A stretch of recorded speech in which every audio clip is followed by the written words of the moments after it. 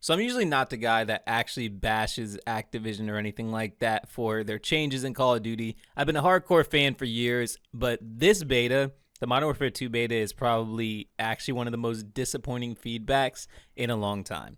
Now, not only from my perspective, but from the entire community, it seems like a lot of people are very unhappy with how slow it is, how campy it is, and people have actually brought a lot of constructive criticism. But you know how Activision responded? Activision basically responded saying, yeah, forget all that. We're going to keep it the way it is, and you guys are just going to have to live with it. If you guys think I'm being sarcastic, if you guys think I'm trolling, they actually specifically said in their recent blog, one of the biggest things people were concerned about was the minimap. We talk about how we all want the traditional minimap where when a person shoots, the red dot shows up. Currently in the MW2 beta, we only show enemy player dots when the UAV is active. The design reason for this is that we do not want to punish players for firing their weapons. We also want players to actively search out the origin of gunshot versus just traveling directly to where the dot is on the minimap. We continue to gather feedback on how the game is playing in regards to this topic. So they're not changing that. This is a very professional way of saying, look, we hear you guys, but we're not changing this. We're going to keep it the way it is, so you're going to have to deal with it. Now, whether they change it after the upcoming beta or not is really all up to them, unfortunately. But they're not going to change that. In fact, even Charlie Intel said that more casual players playing means more money for Activision, and that's really all they're concerned about. And don't get me wrong, they are a business, but at the same time, it's like, come on, man. Like, we're complaining about something that's kind of fundamental. You know, the minimap is something that's been in every single Call of Duty, and the enemy shooting on the minimap is one of the best indicators we've had to find out where someone's coming from. Of course, you know, there have been situations where you get hunted down for it, but guess what? That's what we love about Call of Duty. The challenge, the thrill. Sometimes people will actually shoot to bring more people nearby. Now I can't even shoot to bring more enemies near me because no matter how much I shoot, they have to actually listen to find me. So imagine somebody doesn't have a headset, or imagine somebody's deaf. If they're deaf, does that mean they just can't play Call of Duty anymore? They can't find the gunshots. That means they're just screwed. Ghost of Hope actually made that reference, and you know, they were being a little bit sarcastic about it, but that was actually a good point. If somebody's deaf, does that mean that they're just screwed and they can't play Call of Duty anymore because they don't know where the shots are coming from? They just have to hope for the best. There's actually no compensation for this red dot thing, and the best thing you can do is really get a UAV. But if you're deaf, I mean, I guess best of luck to you. You're not going to be able to get that UAV. You're not even going to know where the enemies are coming from because you can't hear. Of course, skill-based matchmaking is still a thing. The lobbies are still being disbanded, so you can't even, you know what the saddest thing about that is I remember back in MW3, Black Ops 2, all those fun CODs, one of the funnest things was actually getting into a really close match and then making good friends with the lobby, so the players, the good, amazing players that you went up against or were playing with. Now you can't even experience that anymore. Like, the fact that lobbies disband after every match makes no sense to me. It's pointless. It's stupid. If someone didn't have a good time, why don't you just let them back out? Why are you taking away their opportunity to back out on their own or, you know, play the entire lobby again or whatever it may be? Why is that still a thing of lobbies disbanding? And the Dead Silence field upgrade. Now, I feel kind of 50-50 on this, and I kind of need your guys' feedback on that, whether you guys feel good about this or bad about this. But why does Dead Silence actually need to be taken away? Why does it need to be a field upgrade? I remember when it was a perk, it was completely fine. You know, some people sacrifice really good perks to put on Dead Silence, especially for Search and Destroy.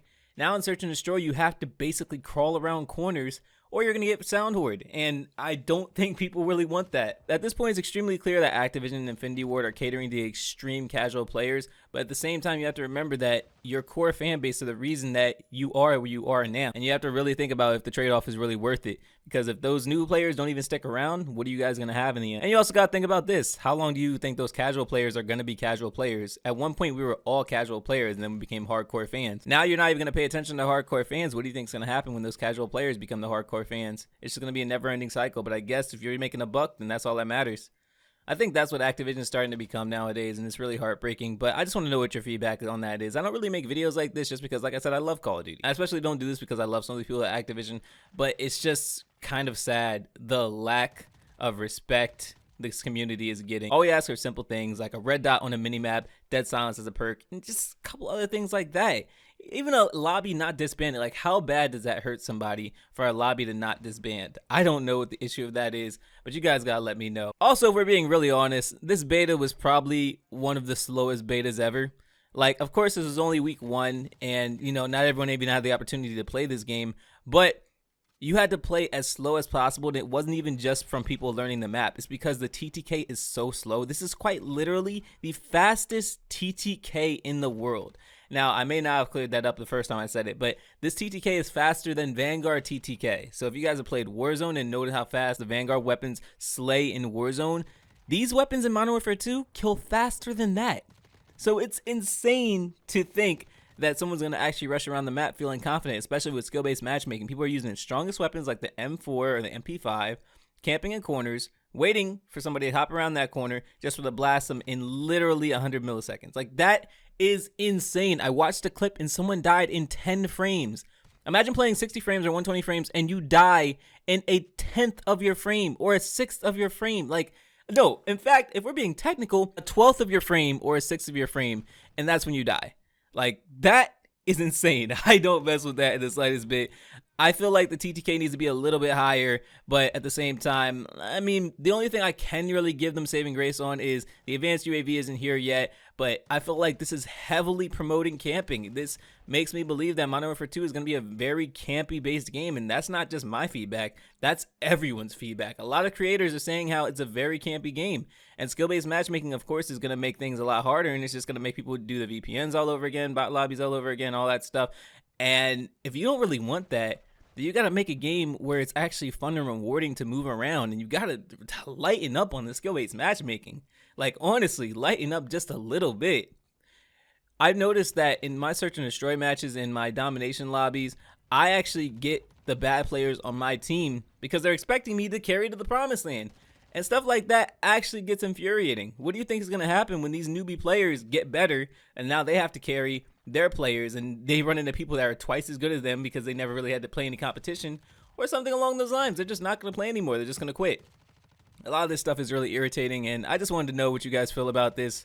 It's kind of annoying, and I don't think I've really played a beta like this before. Like, even Vanguard, the Vanguard beta was more fun than this. I mean, I think it had everything off rip, though, if I can remember. And, you know, the fact that they had a nuke in it made it more rewarding. Some people were actually upset and actually disliked previous videos because there wasn't a nuke in the video, but that wasn't my fault. It's just not there yet. That's just another thing, though. I mean, I don't think that's too big of a deal. It's just the fact that, you know, they didn't put the nuke in with the beta. But they did say that it was going to be coming up pretty soon, so I think that's fine. I think in the end, the core fan base just needs to be represented and loved, and I don't think that they're feeling that right now. So let me know what you guys think overall. I'm kind of upset, and yeah.